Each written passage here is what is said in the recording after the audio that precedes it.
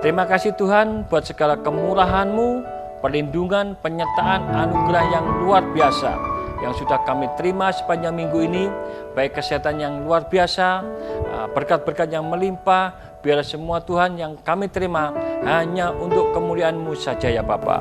Berkati sharing ini Tuhan, urapi hamba-Mu, urapi setiap pemirsa yang menyaksikan program ini dengan urapan yang dari surga. Terima kasih di dalam nama Tuhan Yesus. Kami sudah berdoa dan mengucap syukur. Amin.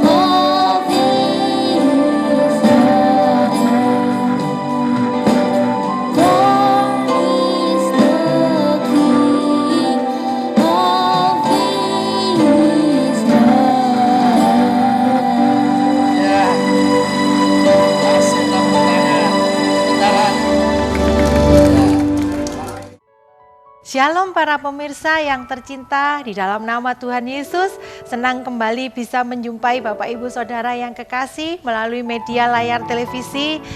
Saya yakin dan percaya sampai hari ini penyertaan Tuhan akan Bapak Ibu Saudara tetap senantiasa sempurna. Saudara yang kekasih, seperti biasa sebelum saya akan mulai berbagi sharing sedikit mengenai kebenaran firman, mari sama-sama saya mengundang dengan penuh kasih, saya mengundang dengan penuh hormat untuk kita satukan hati di dalam doa. Terima kasih ya Bapa, terima kasih.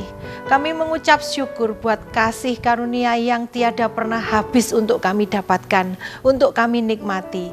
Bapa di dalam surga, hari ini kami akan sharing kebenaran firman, urapi hamba-Mu dengan urapan yang dari surga, urapi para pemirsa yang menyaksikan program ini, Roh Kudus tuntun dan bimbing, sehingga firman yang hamba taburkan hari ini bukanlah firman biasa, tetapi Engkau sendiri yang berbicara melalui hamba-Mu. Terima kasih ya Bapa, terima kasih.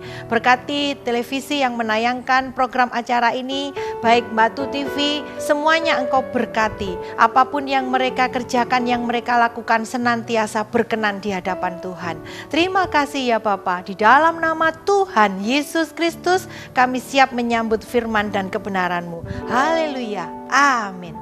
Saudara yang kekasih, hari ini saya tergerak sekali untuk saya memberikan satu tema, yaitu tentang cinta. Banyak sekali di dunia ini beraneka ragam cinta. Tentu saja ada cinta orang tua kepada anak, ada cinta anak kepada orang tua, ada cinta saudara, cinta keluarga, dan cinta pasangan suami istri. Nah, sebelum menginjak sebagai pasangan suami istri, tentu kita mendapatkan adalah cinta pada pandangan pertama.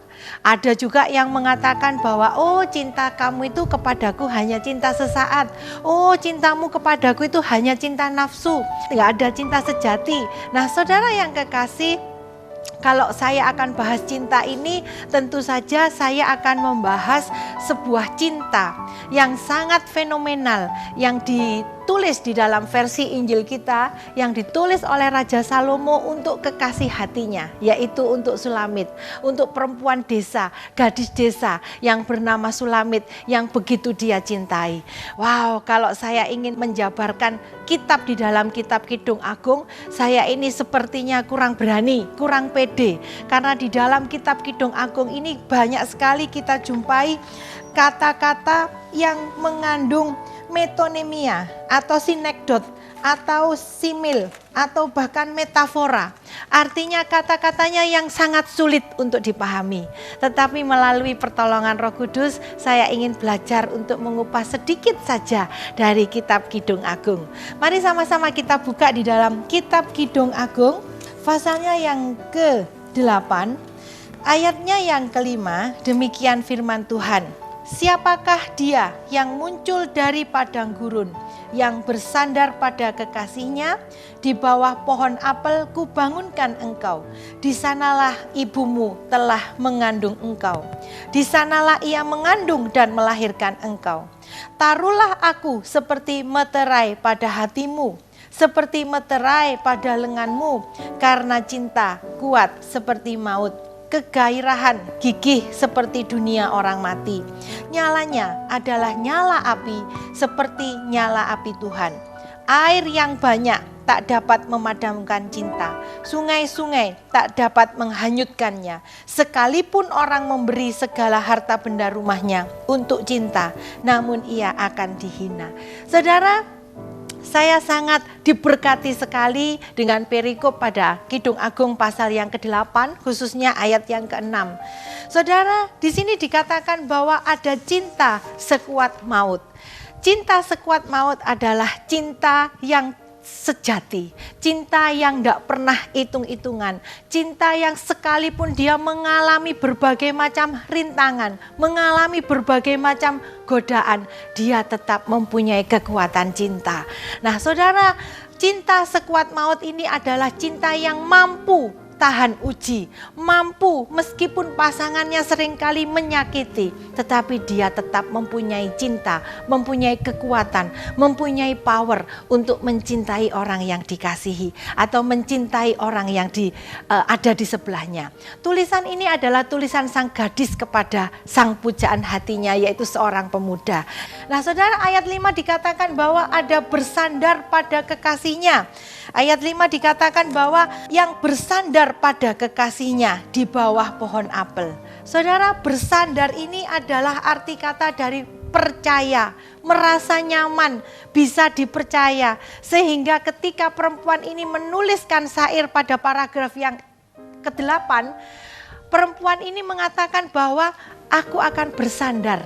Dia merasakan kenyamanan, dia merasakan bahwa laki-laki pemuda yang dicintai ini bisa dipercaya.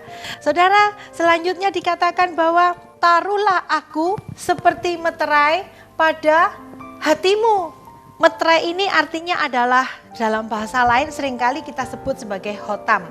Hotam ini atau cincin materai ini adalah satu cincin yang biasanya dimiliki oleh penguasa, biasanya dimiliki oleh seorang raja-raja, di mana melalui cincin bermaterai ini adalah dia menunjukkan satu kekuasaan yang tinggi yang dimiliki oleh sang pemilik cincin ini, saudara.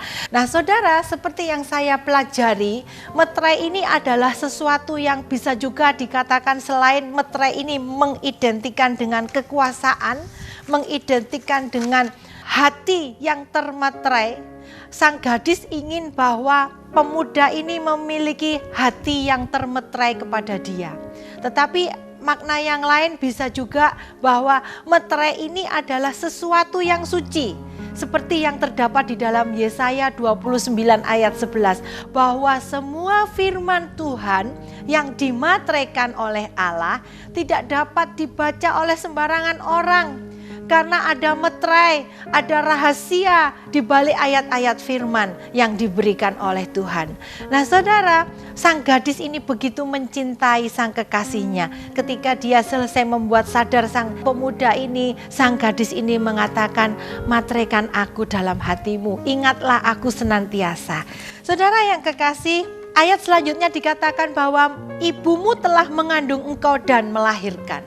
Saudara, ketika sang gadis ini selesai mengingatkan kepada sang pemuda bahwa dia punya seseorang yang dia cintai, yaitu tentu saja sang gadis ini. Lalu sang gadis ini mengatakan bahwa ibumu telah mengandung engkau. Artinya sang gadis ini memberikan peringatan bahwa ada seorang wanita yang senantiasa gigih, yang senantiasa mampu menghadapi semua rintangan hidup hanya demi untuk memperjuangkan buah hatinya. Singkat kata, saya juga bisa menemukan arti bahwa sang gadis ini juga ingin mendapatkan penghargaan dari sang pemuda kelak ketika dia sudah menjadi suami istri, bahwa hargailah aku sebagai wanita yang memberikan keturunan kepadamu. Nah, saudara yang kekasih, firman ini pun mengajarkan hal yang sama, bahwa hati itu adalah letak cinta berawal. Dan hati ini gak bisa terlihat. Cinta itu gak bisa diperlihatkan, tetapi bisa dirasakan. Wah, kenapa? Karena memang dari hati. Kalau kita melihat, apakah saya bisa melihat hatimu kalau engkau mengatakan jatuh cinta kepadaku? Wah, tentu saja nggak bisa, saudara. Tetapi firman mengajarkan bahwa sang gadis ini pun ingin dicintai dari hati. Dia tidak hanya ingin dikata-katakan, oh ini aku hanya cinta lewat bibir. Bukan. Tetapi banyak kali, bukan hanya di dalam perikop ini, saya yakin sampai hari ini pun masih banyak gadis-gadis ataupun pemuda-pemuda yang senantiasa mengingatkan, kalau kamu cinta, kamu harus menunjukkan kepadaku. Jangan hanya bicara saja. Saudara yang kekasih di dalam Tuhan, kembali di dalam kalimat 6 ini, bahwa ayat yang ke-6, kegahiran gigih seperti dunia orang mati. Nyalanya adalah nyala api, seperti nyala api Tuhan. Air yang banyak tak dapat memadamkan cinta. sungai-sungai tak dapat menghanyutkannya. Artinya saudara, kalau orang itu gigih memperjuangkan cinta, bahkan mempertahankan cinta, maka dia akan memiliki api yang dahsyat, api yang seperti Tuhan, api yang tidak bisa terkalahkan. Mengapa saya katakan api nggak bisa terkalahkan? Jelas, karena firman juga mengatakan di sini bahwa air yang banyak tidak akan bisa memadamkan api itu juga. Sehingga tidak ada seorang pun yang mampu mengatasi kekuatan cinta. Kekuatan inilah yang akhirnya disejajarkan dengan kekuatan maut. Bahwa tidak ada satu orang pun yang bisa menahan kekuatan maut. Kalau maut itu sudah datang, waktunya sudah tiba. Nggak ada, Tuhan tunggu ya Tuhan, aku belum siap untuk mati. Tuhan tunggu ya, aku nggak siap untuk menerima ajalku. No. Nggak bisa saudara. Ketika Tuhan mengatakan waktumu sudah tiba, engkau sudah selesai, pulang kembali ke tempatmu, pulang ke surga. Contohnya saudara, kita nggak akan bisa menahan. Tetapi yang bisa kita lakukan hanyalah berdoa, memohon kemurahan Tuhan untuk senantiasa bisa diberikan umur panjang, diberikan ladang pelayanan yang besar, diberikan satu kekuatan yang supranatural sehingga setiap hari kita hanya melayani dengan hati. Kita melayani bukan untuk mendapatkan pamrih, tetapi melayani dengan sungguh-sungguh dengan hati yang hanya tertuju kepada Tuhan. Amin. Nah, saudara, yang dikatakan bahwa nyala api Tuhan itu besar sekali, nggak bisa dipadamkan. Bahkan dikatakan di sini sungai-sungai, artinya sungainya lebih dari satu, sungainya banyak. Bahkan di dalam terjemahan aslinya dikatakan air yang banyak, bahkan dikatakan banjir. Wow, saudara, banjir ini loh nggak bisa memadamkan api yang dari Tuhan. Saudara, cinta sekuat maut artinya adalah memiliki gambaran bahwa cinta Allah kepada kita. Pada umumnya kita ini seringkali mengalami gak komitmen. Seringkali kita ini lupa. Seringkali kita ini lupa bahwa Yesus sudah mengorbankan dirinya di atas Kalvari untuk menebus dosa kita. Supaya kita semua yang percaya kepadanya tidak menerima hukuman mati. Tetapi pada perjalanannya seringkali kita mengalami lupa.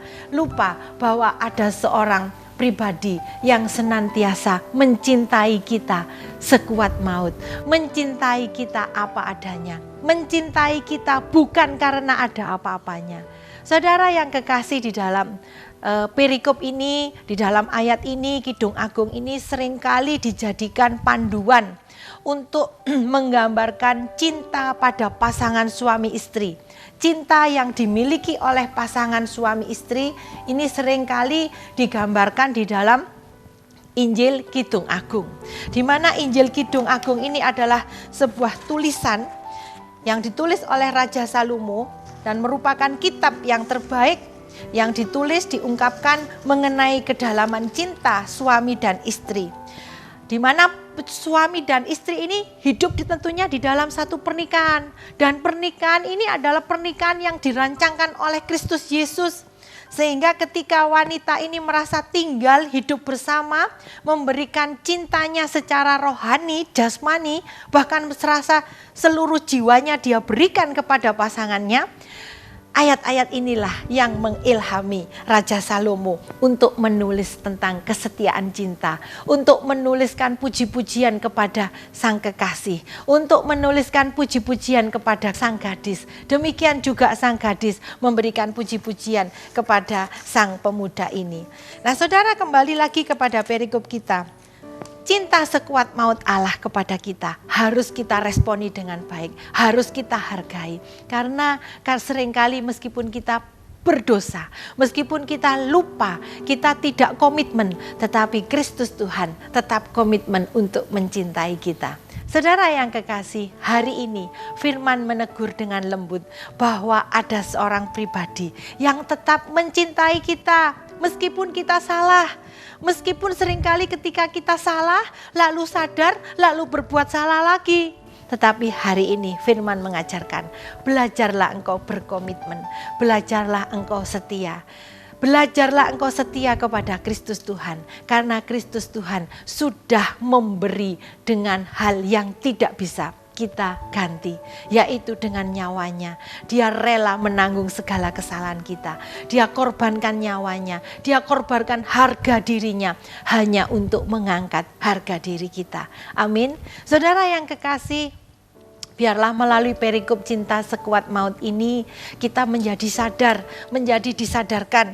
Jangan sampai kita melakukan hal yang salah berulang-ulang kali. Jangan sampai kita mendukakan hati Tuhan. Jangan sampai kita mengatakan bahwa aku itu kalau cinta, kalau aku melayani Tuhan hanya kalau aku ada maunya. Tetapi ketika aku sudah diberkati, proyek-proyekku goal, apa yang aku inginkan tercapai, maka aku gak akan melayani. Gak ada waktu Bu, gak ada kesempatan. Jangan sampai hal itu terkeluar dari bibir lidah kita.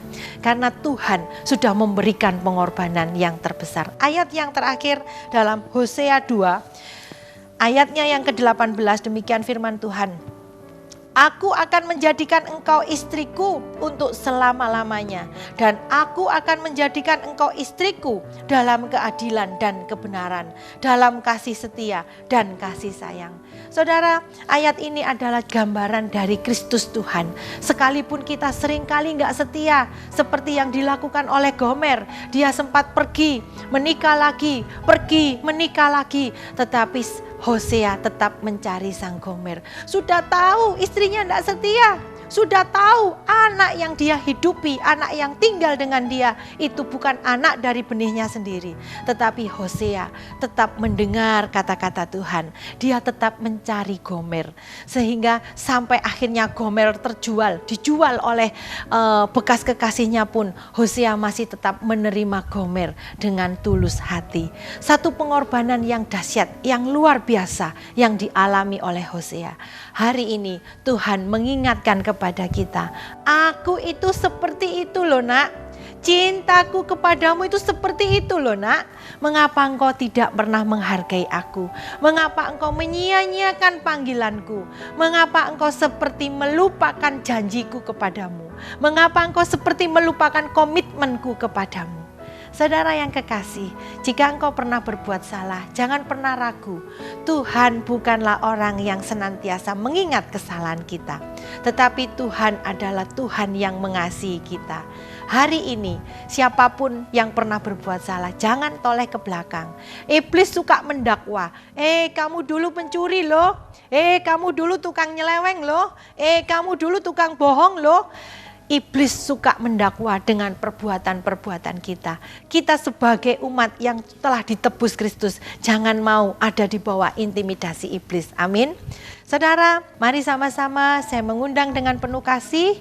Kita satukan hati dan kita akan tutup di dalam doa. Terima kasih ya Bapa, terima kasih. Kami yakin dan percaya Firman-Mu memberikan kami pelajaran bahwa meskipun kadangkala kami tidak setia, meskipun kadangkala kami sering berbuat dosa, tetapi Engkau Bapa yang mengasihi kami. Sebab itu Roh Kudus, kami memohon kepadamu ya Roh Kudus, ajarlah kami, masuklah Engkau di dalam hati kami. Ajarlah kami untuk terus-menerus melakukan yang benar di mata Tuhan. Melakukan hal yang kudus, yang senantiasa dicintai oleh Kristus Tuhan.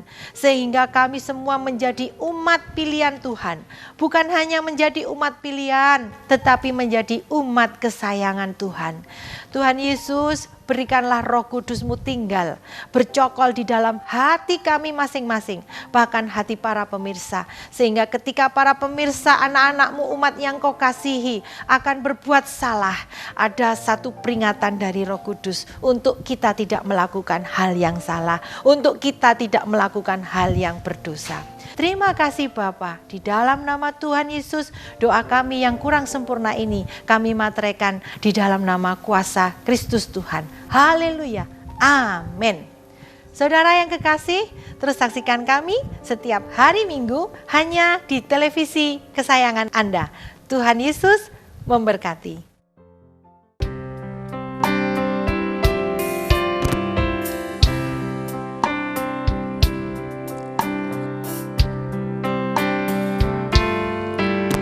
Terima kasih ku ucapkan padamu, atas Dia yang Kau berikan padaku. Sekian lamanya ku berdoa, menunggu, menanti janji-Mu Tuhan. Terima kasih ucapkan padamu atas Dia yang Kau berikan padaku. Sekian lamanya ku berdoa, menunggu, menanti janji-Mu Tuhan. Tulang rusuk yang aku nantikan, Kini ku dapat mendampingi-Mu. tulang rusuk yang aku nantikan.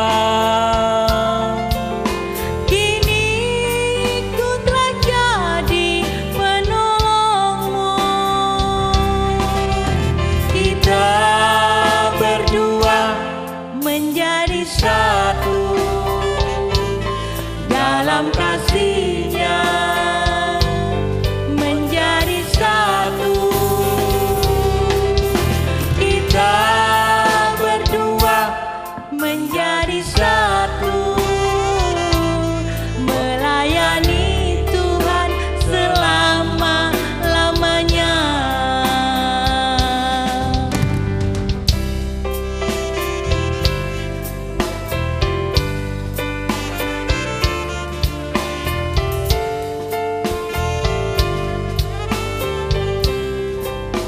Terima kasih ku ucapkan padamu atas Dia yang Kau berikan padaku. Sekian lamanya ku berdoa, menunggu, menanti janji-Mu Tuhan. Rusuk yang aku nantikan, Kini ku dapat mendampingi-Mu. tulang rusuk yang aku nantikan. Kini ku telah jadi penolong-Mu. Kita berdua menjadi satu dalam kasih-Nya, menjadi satu. Kita berdua menjadi satu